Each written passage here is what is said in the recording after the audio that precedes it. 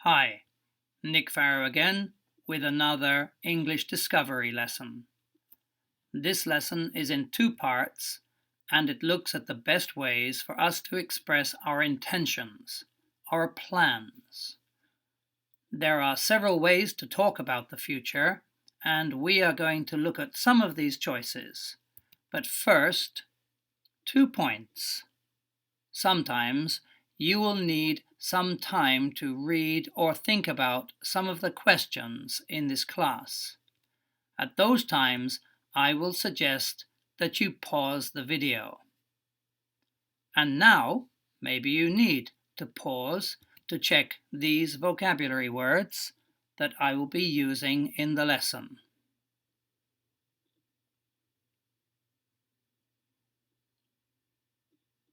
Okay, let's move on. Let's look at 4 possible ways of describing our plans.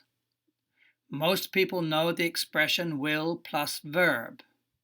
The train will leave soon. Our next option is be going to plus verb. I'm going to buy a new TV. Then we have the present progressive tense. We are having a party on Friday. And finally, the simple present tense. The Queen arrives tomorrow. This last one is a very formal style, and we don't use it in conversation very much.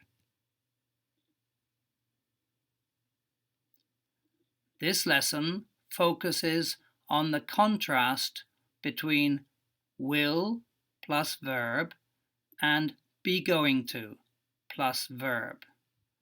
Most times they are not really the same in meaning.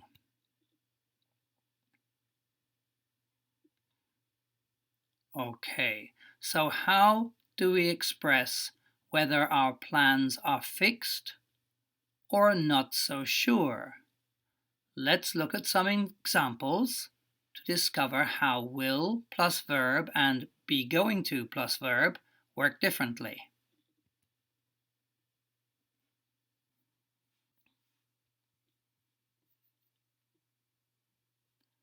First, read through this passage to understand the meaning. It's probably written by a young guy, I guess.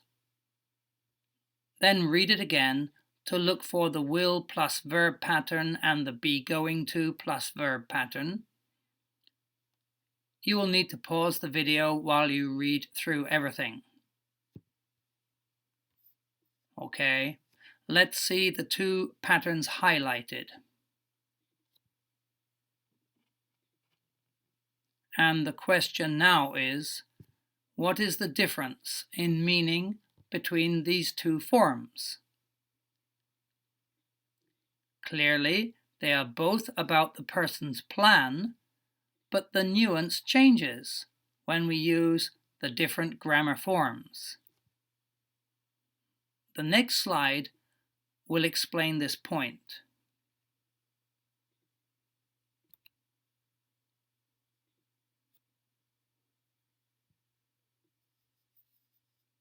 We usually use will when our plans are not strongly decided. In contrast, we use going to when we are really sure about what we're going to do. So going to is the form we choose when we have already decided our plans.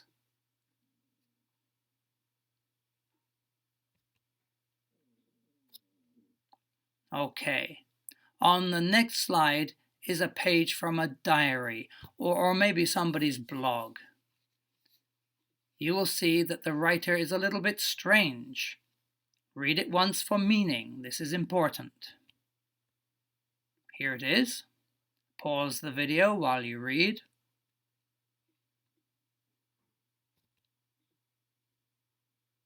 Now, look for the 2 forms in the blog and notice the difference in meaning.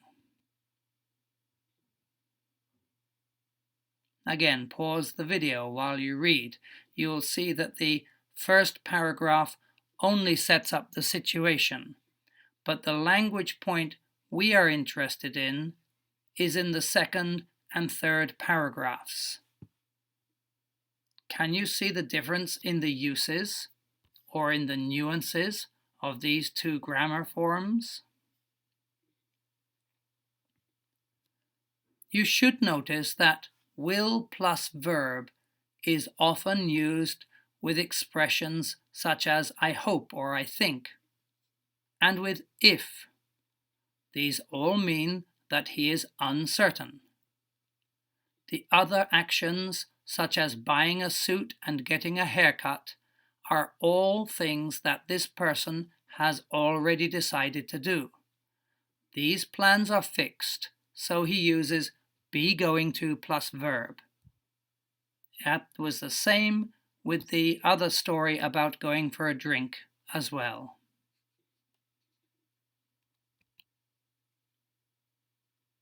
Now we have an exercise where you have to find the mistakes and correct them.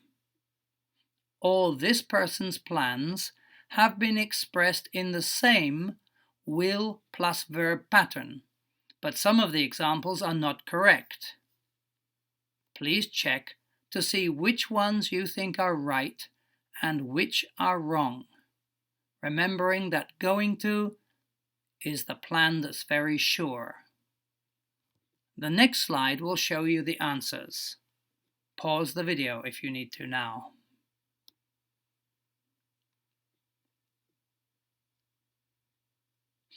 And we're going to the answers.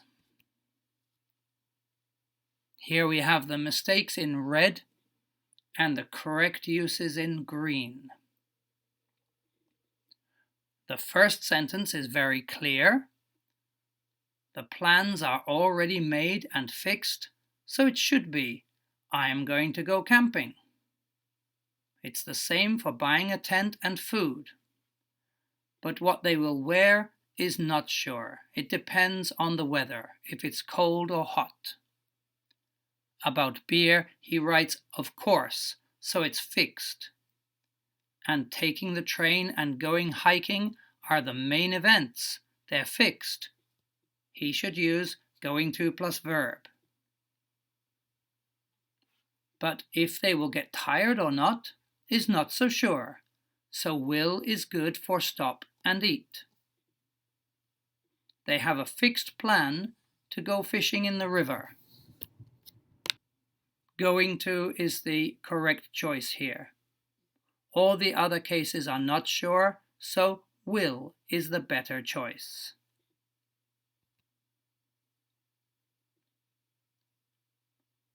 There's one more point we have not yet talked about.